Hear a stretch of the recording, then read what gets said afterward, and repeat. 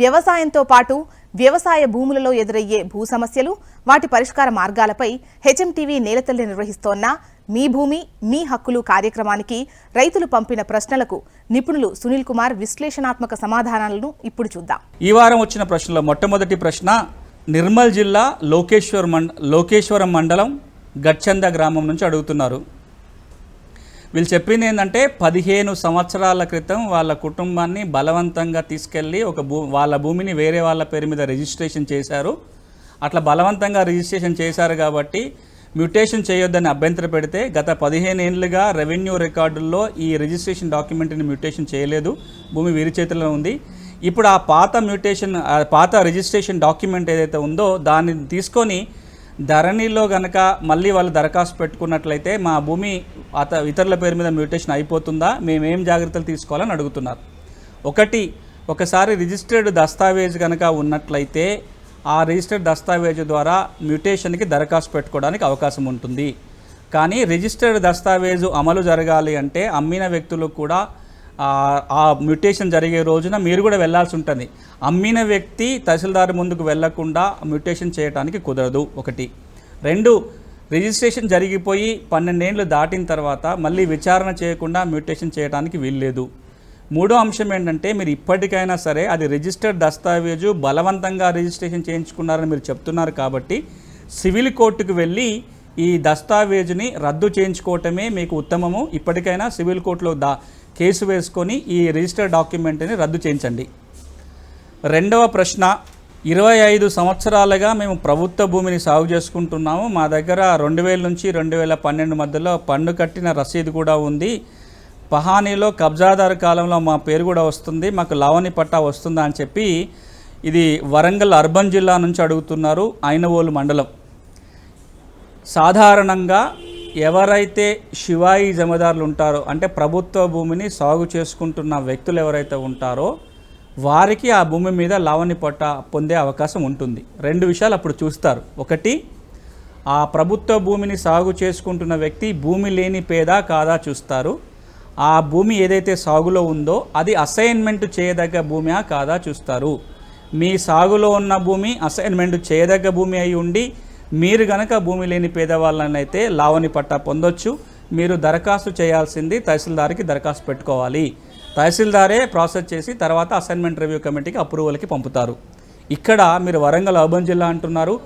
మండల కేంద్రానికి తెలంగాణలో ఎక్కడైనా సరే మండల కేంద్రానికి 5 కిలోమీటర్ల పరిధి లోపల లావణి పట్టాలు ఇవ్వడానికి కుదరదు. 5 కిలోమీటర్ల పరిధి లోపల అసైన్మెంట్లు చేయకూడదని ప్రభుత్వ జీవో ఉంది.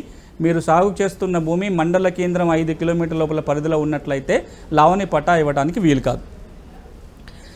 ఇక 3వ ప్రశ్న ఇది ఎక్కడి నుంచి అనేది రాయలేదు.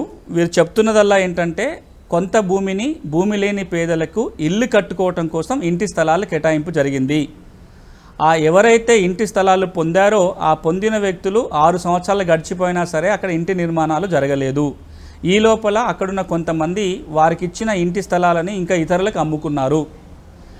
ఇప్పుడు ఏదైతే ఇంటి స్థలాలు ప్రభుత్వం ఇచ్చిందో వారి ఇల్లు నిర్మించుకోవడం చేయలేదు కాబట్టి ప్రభుత్వం వెనక్కి తీసుకొని ఆ భూములలో ప్రభుత్వ భవనాలు కడుతున్నారు.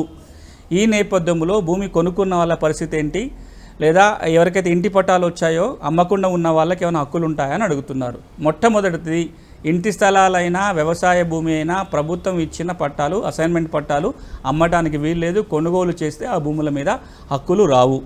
2వది ఆ పట్టాలోనే ఒక నియమం ఉంటుంది. దేనికోసమైతే ఆ భూమి కేటాయింపు జరుగుతుందో 3 ఏళ్ల లోపల ఎందుకోసమైతే ఇచ్చారో దానికోసం ఆ భూమిని వినియోగించుకోవాలి. వ్యవసాయం కోసం ఇస్తే 3 ఏళ్లలో ఆ భూమిలో సాగులోకి తీసుకొచ్చుకొని వ్యవసాయం చేయాలి. ఇంటి స్థలం కోసం ఇస్తే 3 ఏళ్ల లోపల ఆ స్థలంలో ఇంటి నిర్మాణం జరగాలి. ఇక్కడ జరగలేదు, పట్టా షరతు ఉల్లంఘన జరిగింది కాబట్టి ప్రభుత్వం వెనక్కి తీసుకునే అధికారం ఉంటుంది. కానీ అలా తీసుకునేటప్పుడు నోటీస్ ఇచ్చి మాత్రమే తీసుకోవాల్సి వస్తుంది. మీ గనక నోటీసులు ఇవ్వకుండా తీసుకున్నట్లయితే దాని మీద చట్టపరంగా మీరు చర్యలు తీసుకోవడానికి అవకాశం ఉంది.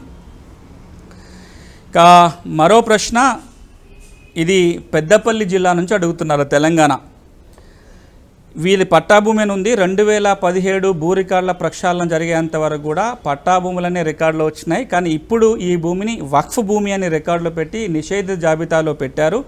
దీనికి పరిష్కారం ఏంటి అని అడుగుతున్నారు. ఒకసారి ఒక భూమి కనుక వక్ఫ్ భూమి అని నిషేధ జాబితాలో పెట్టినట్లయితే దాని పరిష్కారం కోసం వక్ఫ్ బోర్డుకు వక్ఫ్ ట్రిబ్యునల్కి దరఖాస్తు పెట్టుకోవాల్సిందే. జిల్లా కలెక్టర్ కానీ ఇతర అధికారుల పరిధిలో ఉండదు. ఇది గనక వక్ఫ్ భూమి అని చెప్పి నిషేధిత ఆస్తుల జాబితాలో ఉన్నట్లయితే వక్ఫ్ ట్రిబ్యునల్కి దరఖాస్తు చేసుకొని ఆ జాబితాను తొలగించమని అడగాలి. అక్కడ న్యాయం జరగకపోతే హైకోర్టుకు వెళ్ళొచ్చు, లేదా సివిల్ కోర్టులో టైటిల్ సూట్ వేసుకోవడానికి అవకాశం ఉంది. ఇక మరొక ప్రశ్న, ఇది ఎక్కడి నుంచి రాస్తున్నారో చెప్పలేదు కానీ మేము గత 70 ఏళ్ళుగా ఒక 39 సెంట్ల చెరువు భూమిని సాగు చేసుకుంటున్నాము, దీనికి పట్టా వస్తుందా అని అడుగుతున్నారు. చెరువు భూమి, చెరువు పొరంబోకు లేదా శీకం భూములు ఏవైతే ఉంటాయో అవి అసైన్మెంట్ చేయకూడని భూములు. అలాంటి భూములకి పట్టాలు ఇవ్వడానికి కుదరదు. ఒకప్పుడు ఇట్లాంటి వాటికి ఏక్సాల్ పట్టాలని ఇచ్చేవాళ్ళు, ఇప్పుడు ఆ ఏక్సాల్ పట్టాలు ఇవ్వడానికి కూడా కుదరదు. మీరు ఎంతకాలం ఉన్నా అది సాగు చేసుకోవాల్సింది తప్ప దీనికి ప్రభుత్వం లవణి పట్టా లేదా డిఫామ్ పట్టా ఇవ్వడానికి వీలు కాదు. మరొక ప్రశ్న, ఇది ఆసిఫాబాద్ జిల్లా నుంచి అడుగుతున్నారు. 1964లో ఇనాం భూమి కొనుక్కున్నాం, మా కుటుంబము 6 ఎకరాల భూమి కొన్నాము. దాంట్లో ఇటీవల కాలంలో 3 ఎకరాల భూమికి ఓఆర్సీ కూడా వచ్చింది, కానీ ఇప్పుడు రెవెన్యూ రికార్డులో ఇతరుల పేర్లు, అమ్మిన వ్యక్తుల పేర్లే ఉన్నాయి, ఏం చేయాలని అడుగుతున్నారు. కొనుగోలు చేసిన వ్యక్తికి కూడా ఓఆర్సీ పొందడానికి అవకాశం ఉంది. మీకు ఓఆర్సీ వచ్చిన భూమి కూడా ఇప్పటికి కనుక వేరే వాళ్ళ రికార్డులో ఉంటే ఈ ఓఆర్సీ నకలు పెట్టి తహసీల్దార్కి ధరణి ద్వారా దరఖాస్తు పెట్టండి, రికార్డుల మార్పు చేయమని. అట్లా కనుక చేయడానికి ఇబ్బంది ఉండి లేదా ఇతరుల నుంచి అభ్యంతరాలు ఉన్నట్లయితే ఈ ఓఆర్సీ ఆధారంగా మీరు సివిల్ కోర్టుకు వెళ్ళి కేసు వేసుకోవాల్సి ఉంటుంది. ఓఆర్సీ ఉంటే ఆ భూమి మీద మీకు హక్కు వచ్చినట్లే. ఆ ఓఆర్సీ ఆధారంగా యాజమాన్య హక్కుల కోసం మీరు సివిల్ కోర్టులో దావా వేసుకోవాల్సి ఉంటుంది. భూ చట్టాలు, సమస్యల పరిష్కారం, అలాగే రైతులకు ఉపయోగపడే మరింత భూ సమాచారం కోసం మా హెచ్ఎం టీవీ అగ్రి యూట్యూబ్ ఛానల్ని సబ్స్క్రైబ్ చేసుకోండి. ఇది ఇవాల్టి నేలతల్లి కార్యక్రమం. నమస్తే.